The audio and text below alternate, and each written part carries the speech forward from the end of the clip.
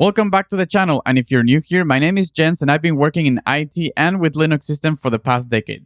And in this video, I'm going to show you how to set up Stable Diffusion with Docker in your home server. So without further ado, let's jump right into it. So the first thing that we're going to do is we're going to connect to our Rocket Linux machine here via SSH. So SSH root at our server. In this case, that's the IP of the server. So for this video, you're going to need an NVIDIA GPU. I have an RTX 3080 here. And so the first thing that we're going to do is we're going to install the NVIDIA drivers. Before we install the NVIDIA drivers, we need to make sure that nouveau, the default Linux driver, is not in use. To check if it's in use, you can do lshw-c display. This will give you information about your GPU, and as you can see here, the driver in use is nouveau. So we need to get rid of this. So what we need to do is we need to blacklist the nouveau driver. So we're going to edit our group configuration file. So just do vim etc default grub. In here, we're going to add a line to tell the kernel to not load this driver. So we're going to go down here to the cmdline Linux line, and we're going to paste the following. So it's modprobe.blacklist nouveau. Once that's done, we're going to save and quit. And now we need to regenerate our grub configuration. So we're going to input this command. This is going to go ahead and recreate our grub configuration with our new parameters. So now we need to reboot our machine. Okay, so the machine is back, and now we can confirm whether or not the GPU is using the nouveau driver by typing lshw again. -c display, and as you can see, the nouveau driver is not loaded at all. You can see that your NVIDIA GPU right now is unclaimed by any driver. So now we're ready to install the NVIDIA driver. So first, we need to install some dependencies that the NVIDIA driver installer needs. So type in the following commands. First, we need the development tools because we actually compiled the NVIDIA driver. So we're going to install that first. This is just installing a bunch of other dependencies and development tools that we're going to need. Okay, once that's done, we're going to clear our terminal and we're going to install the following. So we're going to need tar, we need wget, and we also need libglvnd-devel. This is a specific dependency for the NVIDIA driver. Okay, so once that's done, now we're going to download the NVIDIA driver. So I'm going to just directly download with wget. All the links and the commands are going to be in the description below so that you can follow along. Okay, so the NVIDIA driver is downloaded. Now we're going to make sure that the script is actually executable by doing chmod +x into the NVIDIA driver script. And once that's done, we're ready to install our NVIDIA driver. So NVIDIA driver install, we just execute the NVIDIA script. And right now it's compiling the kernel module. That's why we needed the development tools beforehand.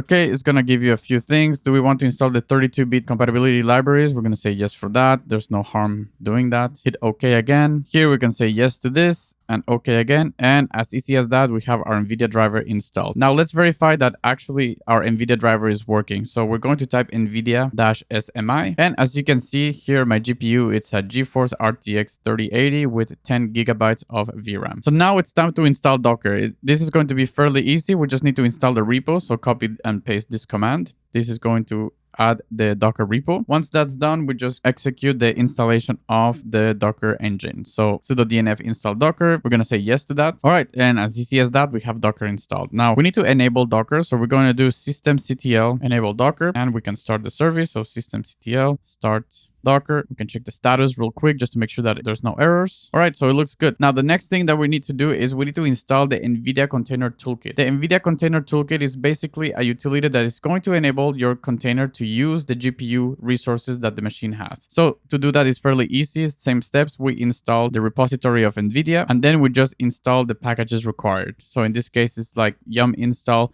NVIDIA Container Toolkit. And now that the NVIDIA Container Toolkit is ready, we need to restart the Docker service. So systemctl restart Docker. This way, Docker is going to be aware of the NVIDIA Container Toolkit. Now, we're going to use Docker to install Stable Diffusion, and there's this really cool project in GitHub called stable-diffusion-webui-docker. So this is what we're going to use to do all the setup. So just go to the GitHub. I'm going to leave a link down below, and you click here on code, and then we just copy the URL.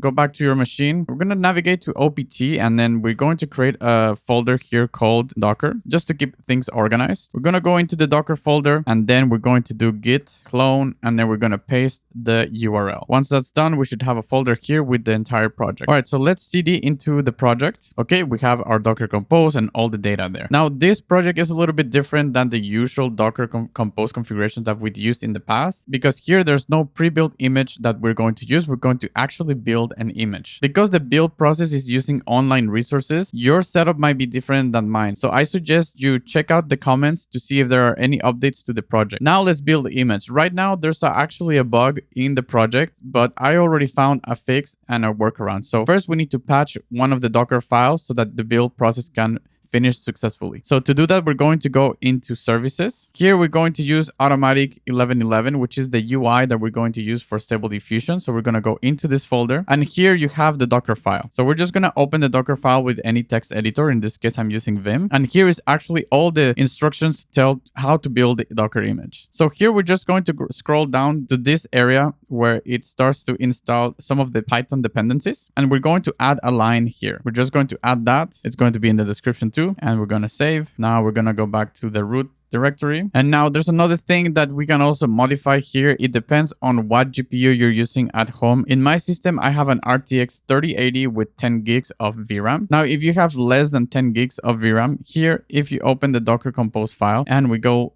down here to automatic 1111, you're going to see that there's a parameter here called --med VRAM. This is giving an instruction to use a medium-sized VRAM, and you can actually run a stable diffusion with a GPU that has less than 6 gigabytes of VRAM. So if your GPU has 6 gigs or less, then keep this option here. But if you actually have a stronger GPU with more VRAM, something like 10 gigs, 12 or 24, then I would suggest you remove this here. So because mine has 10 gigs, I'm going to go ahead and remove it, and I'm going to save and quit. So now we're ready to build the image. The first command that we need to run to build the image is the following. So Docker Compose profile download, we're going to bring that up and we're passing the command --build. So this is going to go and fetch all of the other projects that we need to be able to run stable diffusion. It's going to download some models, it's going to download automatic 1111, and it's also going to just do the preparations for the building process. I'm going to execute this. And now this part of the process is going to take a while because it needs to download a lot of stuff from the internet. Once the process is done, it should exit now back to your terminal. Yeah, we have access to a terminal, and you can see here that everything is okay. If you see anything here that has an error or something that is not right, then you just need to rerun the command so that it can finish downloading everything that it needs to. But if you have everything okay, then you can continue. So now that we have everything downloaded, so now it's actually time to build the Docker image. Okay, so we're back here in our root folder, and the next command that we need to type in here is this one. So it's docker compose --profile auto, because we're using auto 1111 up and then --build. Now this project supports, if we go back to the GitHub page, this project actually supports different UIs that you can use. It supports automatic 1111, invoke AI. It also supports comfy UI. So there's other options that you can use for this image. Now, if you want more details and instructions on how to use this image, you can go to the official GitHub page and click here on usage. Here's going to give you more details about everything that can be customized and tuned for your image. For now, we're just going to use the basic automatic 1111 because it's the easiest one to use. So if we go back here, now we're ready to execute our command. So we're going to click Docker Compose. Perfect. Now this is also going to take a few minutes to build because it's also downloading images from the internet, but it should take less time than the download phase. Okay, so the image finished building and it just automatically attached to the terminal. So right now we're attached to the logs so we can see what's going on. I'm going to split my terminal so that we can monitor live what we're doing on our GPU and how much VRAM is using. So I'm going to split my terminal. I'm going to connect back to the server. We're going to install a utility called nvtop. So dnf-install nvtop. Yes to that. We're going to type nvtop. This is going to tell us how much VRAM and how hard our GPU is working. So if you don't see any errors here and everything looks good, this means that you should be able to see the web UI now. So let's jump into the web UI. So let's switch to our browser here and we're going to navigate to the IP address of this server, which is .0.60, and the default port for automatic 1111 is 7860. So we hit enter, and as you can see, everything is up and running. So now let's do some testing. So by default, it has two models that are very basic models. I don't expect them to be any good, but we can just give it a try. So let's say that we want to generate an image of a castle in the sky, for example. We're going to leave all the parameters by default, and we're just going to click generate. And just as easy as that, we generated a random image, self-hosted locally using Docker and your NVIDIA GPU. If we go back to your NVIDIA GPU, we can see that it started doing some activity here. So that's pretty cool. It's actually using 3 gigs of VRAM at the moment. So let's try bumping up the resolution, for example. Let's go for 1960 by 1916, for example, and then click on generate. Let's go back here. And as you can see, our GPU is working really hard. We peaked at using 4 gigs of VRAM there. And if we go back and click on it, well, yeah, that's pretty crazy. Obviously, I'm not a prompt expert. This is my second or third time using Stable Diffusion. I find it really interesting. What I love more about it is that we can self-host it and run it in our server. From here on, we can click and change some of the parameters to see how well it will react. So let's say that. Let's see how that goes.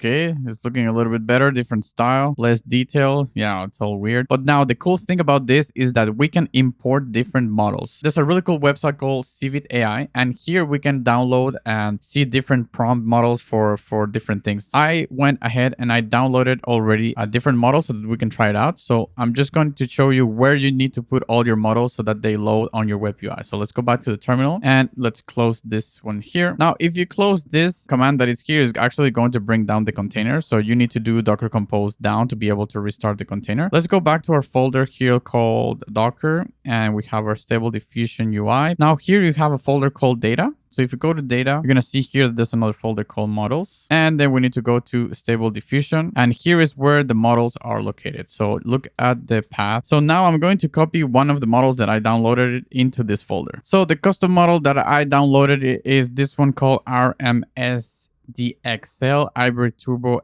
XL model. This was one that is available to download. So the only thing you need to do is click on download. It's going to download it to your downloads folder. And what I'm doing here is I'm just transferring to the server into the right location that I told you before, which is this one. Once that's done, we can test this new model. So you can actually come here, test a few models, and you can also look for prompts and other stuff that you can, so that you can copy and paste prompts and start playing around with it. I find that that's like really cool. So you can click on maybe this one.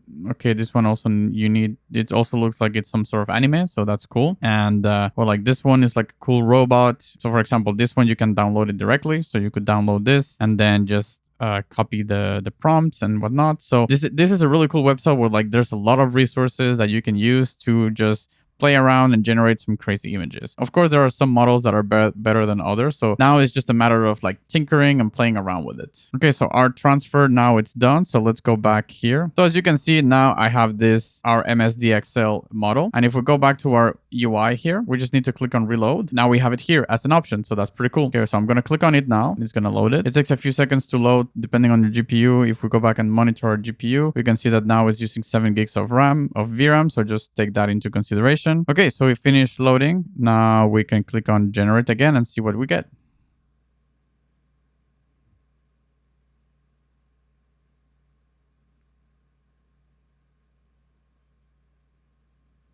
Okay, so clearly this model is way better than the base models that we just used. Like, look at that.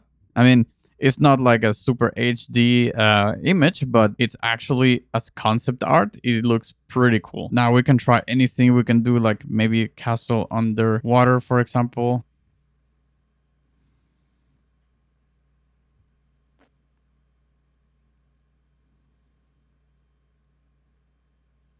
Look at that. Isn't that great? That's so cool. This is just a random image generated by AI using your NVIDIA GPU. How cool is that? Of course, you can adjust the parameters and like my prompt is super basic here. So there's nothing grandiose about it. We can do like skateboard on fire and let's say cartoon.